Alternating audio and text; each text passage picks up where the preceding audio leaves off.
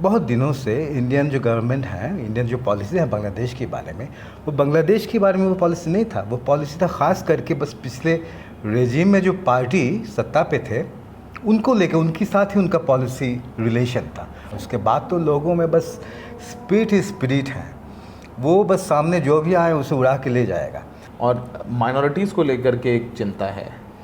ये माइनॉरिटीज़ बांग्लादेश में, इससे बांग्लादेश में नहीं है, शायद इंडिया में भी, पाकिस्तान में भी। ये तो हम सबको मालूम है, जब भी कभी सत्ता पे किसी को किसी तरह का ख़तरा महसूस हुआ करता है तो वो माइनॉरिटी का सामने ला के टेबल में डाल दिया करते हैं।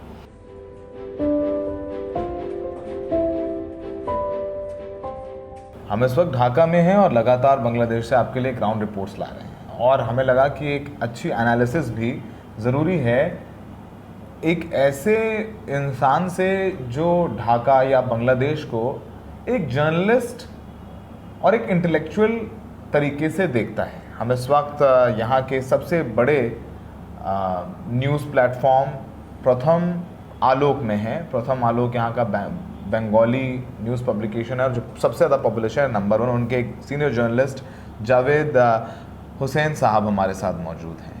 जावेद साहब ने गालिब को और तमाम उर्दू राइटर्स को बांग्ला में ट्रांसलेट किया है और एक अलग इनकी पर्सनालिटी है। सर, शुक्रिया हमें वक्त देने के लिए।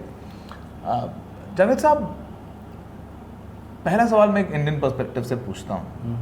हम 2 दिन से यहाँ पर रिपोर्टिंग कर रहे हैं, लोगों से मिल रहे हैं, एक एंटी इंडिया सेंटिमेंट नज़र आता है, और ये सवाल मैं बिना किसी बायसेस के पूछ रहा हूँ आपसे। तो ये एंटी इंडिया सेंटिमेंट क्यों है? शायद ये एंटी इंडिया सेंटिमेंट अब जो कह रहे हैं वो शायद इंडियन जो पॉलिसी हैं उनका, जो ख़ास करके उनका जो स्टेट पॉलिसी है, डिप्लोमेटिक पॉलिसी है बांग्लादेश के बारे में, शायद उसी पॉलिसी का रिज़ल्ट है ये एंटी इंडियनिज़म। आपको अब देखिएगा कि पिछले बहुत दिनों से इंडियन जो गवर्नमेंट है, इंडियन जो पॉलिसी है बांग्लादेश के बारे में, वो बांग्लादेश के बारे में वो पॉलिसी नहीं था। वो पॉलिसी था पिछले रेजिम में जो पार्टी सत्ता पे थे उनको लेके, उनके साथ ही उनका पॉलिसी रिलेशन था। वो बांग्लादेश के पीपल को लेके नहीं था, वो बांग्लादेश के बारे में नहीं था।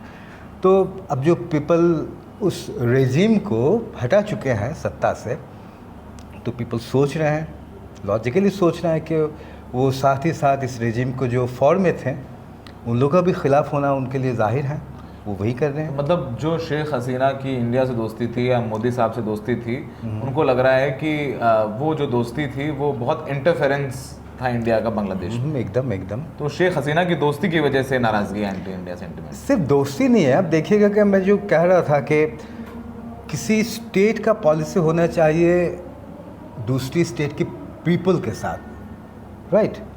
तो उनका तो पीपल से कोई राब्ता नहीं था, और उनका राब्ता था प्रधानमंत्री थे, यहाँ के प्रधानमंत्री थे। ये तो बस स्टेट टू स्टेट होना चाहिए, स्टेट टू पार्टी नहीं।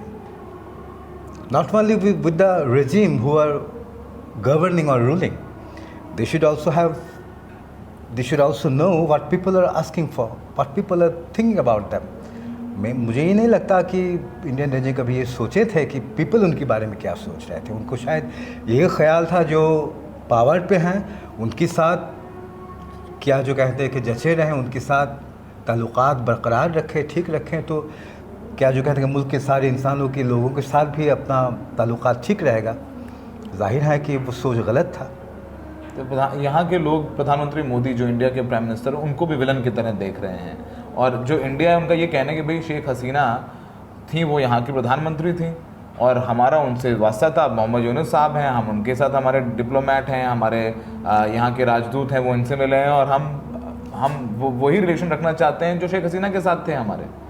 जो भी नई सरकार बने, हम एक अच्छा नेबर चाहते हैं। देखिएगा कि पीपल या मॉब क्या जो कहते हैं मेंटालिटी, तो क्या जो कहते हैं कि ज़्यादा क्या जो कहते हैं कि लॉजिक के आपको मालूम है, ख़ास करके जब कोई ऐसा बड़ा कोई रेवोल्यूशनरी काम हो जाए उसके बाद तो लोगों में बस स्पिरिट ही स्पिरिट है, वो बस सामने जो भी आए उसे उड़ा के ले जाएगा।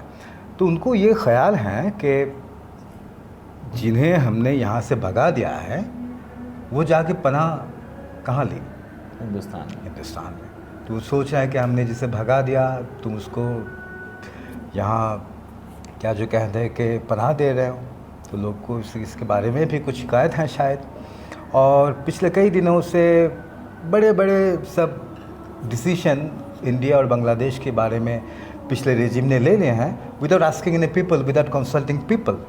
सो पीपल को इसके बारे में भी कुछ अच्छा ख्यालात पैदा ना होना ही लाजिम है।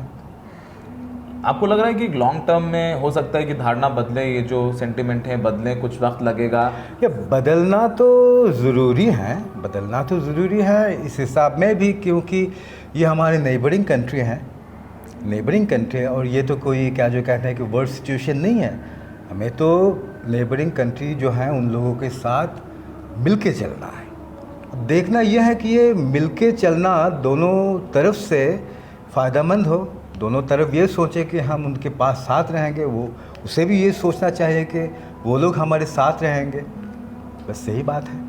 आज मैं देख रहा था कल स्टूडेंट प्रोटेस्ट कर रहे थे और उनका कहना है कि जो फ्लड्स आए हैं बांग्लादेश में वो इंडिया की वजह से, जबकि इंडिया का स्टेट जहाँ डुबरी डैम है त्रिपुरा, वहाँ पर भी बहुत बहुत बहुत नुकसान हुआ है। त्रिपुरा में भी बहुत लोग डिस्प्लेस हुए हैं, त्रिपुरा में भी बहुत लोग मरे हैं, इंडिया में भी। लेकिन जो बांग्लादेश में फ्लड है उसकी जिम्मेदारी यहाँ मैं देख रहा हूँ लोग कह रहे हैं कि इंडिया ने फ्लड लाया, India cause flood.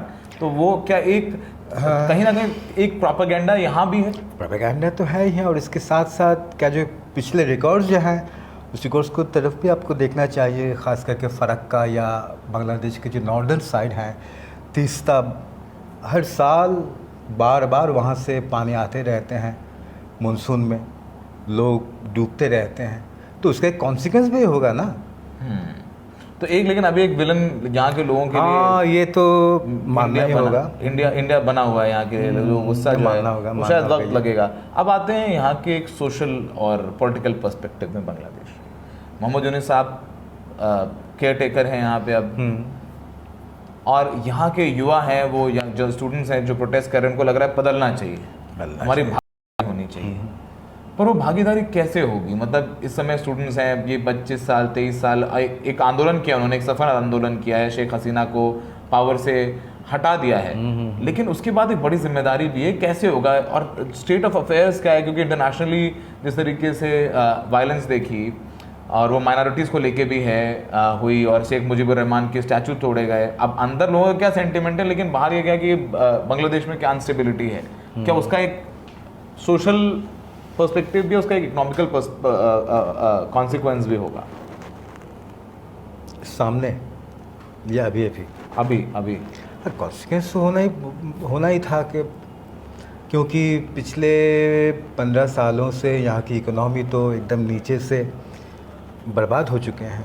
Banking sector जो है बहुत ही ख़राब हालत हैं, और फॉरेन डेट्स जो हैं उसका भी बहुत बुरी हालत है। इंटरनल जो हमारे जो मौजूद हैं गवर्नमेंट में, उनका जो मनी, इसका भी हालत ज़रा अच्छा नहीं है। साथ ही साथ रिसेंट फ्लड्स, ये कुल मिला के, सब मिला के सामने जो दिन आ रहे हैं वो इतना, गवर्नमेंट जो है सामने जो भी पावर पे आएंगे, किसी के लिए भी ये माहौल इतना सुगल नहीं बनने वाला, इतना अच्छा नहीं बनने वाला है। बहुत ही इंटेंस क्या जो कहते हैं कि स्ट्रगल जो भी सामने आएगा उसको ये करना पड़ेगा। और ख़ास करके आप ये सोचना पड़ेगा कि अब जो स्टूडेंट्स हैं वो स्टूडेंट्स लोग पिछले 15 सालों से तरह तरह से अपोजिशन पार्टी ने कोशिश किया है कि किसी तरह से रूलिंग रिजिम को हटाया जाए, वो सब नाकाम रहे। बस ये जो स्टूडेंट्स लोग हैं, without any party, without any platform, उन लोगों ने अपनी जान दी और इस रेजिम को हटा दिया।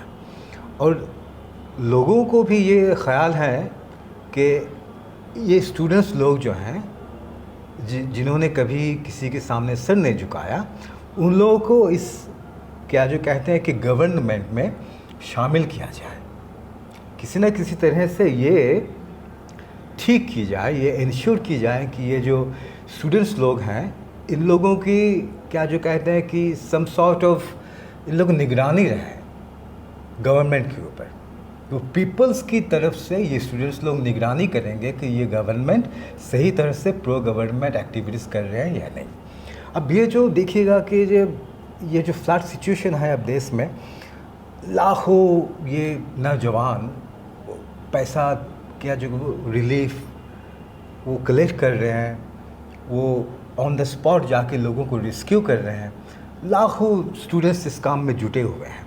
अब इनमें जो ये स्पिरिट है, स्पिरिट को ये इंडियन गवर्नमेंट कहिए या सामने जो गवर्नमेंट आने वाले हैं उन लोगों के बाद जो भी हो, वो किस तरह से नई स्पिरिट को, प्रीवियसली अनसेन स्पिरिट को किस तरह से वो काम में लगाएं, किस तरह से इसको मुल्क की फॉर में काम में लगाएं, ये अब देखने की बात है। ये सबसे बड़े चैलेंज होगी शायद, क्योंकि एक ऐसा बड़ा पावर जो पिछले दिनों में बस लोगों को ये अंदाज़ा था कि ये सोए हुए हैं, ये नई जो पीढ़ी हैं, ये जो नई स्टूडेंट्स जो हैं वो कुछ पढ़ते नहीं हैं, वो लोग क्या जो कहते आई हेट पॉलिटिक्स कहा करते हैं, वो सब बच्चे अभी इतने ज़्यादा पॉलिटिकल हो गए हैं, ओपिनियटेड हो गए। तो पीपल और वो जो क्या जो एडमिनिस्ट्रेशन कहिए, गवर्नमेंट कहिए, वो लोग शायद एट ए लॉस कि इन लोगों को लेके क्या की जाए। और माइनॉरिटीज़ को लेकर के एक चिंता है। ये माइनॉरिटीज़ बांग्लादेश में, इससे बांग्लादेश में नहीं है, शायद इंडिया में भी, पाकिस्तान में भी। ये तो हम सबको मालूम है, जब भी कभी सत्ता पे किसी को किसी तरह का ख़तरा महसूस हुआ करता है तो वो माइनॉरिटी कार्ड सामने ला के टेबल में डाल दिया करते हैं। और जब भी कोई यहाँ कुछ होता है तो माइनॉरिटी कार्ड तो टेबल में प्ले करना बहुत ही पुरानी खेल है।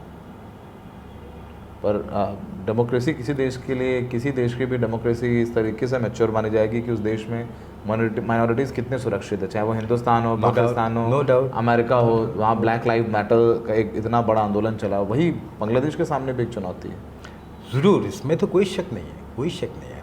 और सबसे ज़रूरी बात यह है कि हम जो कह रहे थे कि ये जो नई पीढ़ी है वो देश के बारे में क्या सोचते हैं, वो लोगों को लेके क्या सोचते हैं, ये सबसे ज़रूरी बात है शायद। क्योंकि हम बार बार इसी तरफ सबकी तवज्जो करने के इल्तिजा करेंगे कि वो ये जो नई पीढ़ी है, नई पावर है, स्टूडेंट्स लोग ख़ास करके नौजवान जो हैं, वो इसी तरह से बांग्लादेश में कभी भी उभर के नहीं आए थे, पॉलिटिक्स पे कभी नहीं आए थे।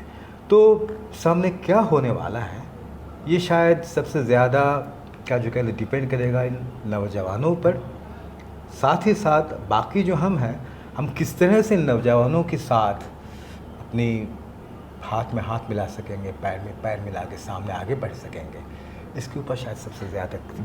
काफ़ी जर्नलिस्ट के ऊपर भी अटैक्स हुए हैं, कुछ अखबार के दफ्तरों पर उनको जलाया गया है, कुछ पत्रकारों को अभी अरेस्ट भी किया गया है। अभी आपके कलीग बता रहे थे हमें, सौरभ हसन साहब। तो पत्रकारों के ख़िलाफ़ इतना सेंटिमेंट है, तो आपको लगता है कि अगर शेख हसीना ने वो मीडिया कंट्रोल कर रखी थी, तो जो नई जो केयर टेकर गवर्नमेंट है, जो नई यहाँ के सियासी लोग हैं, जो सियासी ताकत है, वो मीडिया को इंडिपेंडेंट रहने देंगे, मीडिया को सवाल पूछने देंगे?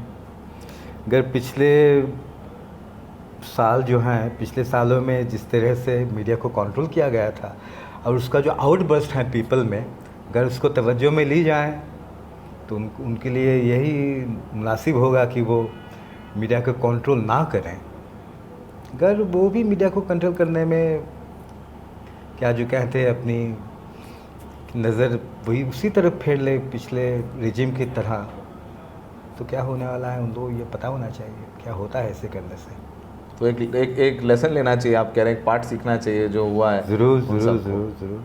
पत्रकारों के लिए भी तो बहुत अच्छे से जावेद साहब ने समझाया करंट सिनेरियो को भी और इंडिया के ख़िलाफ़ क्यों नाराज़गी है उसको भी।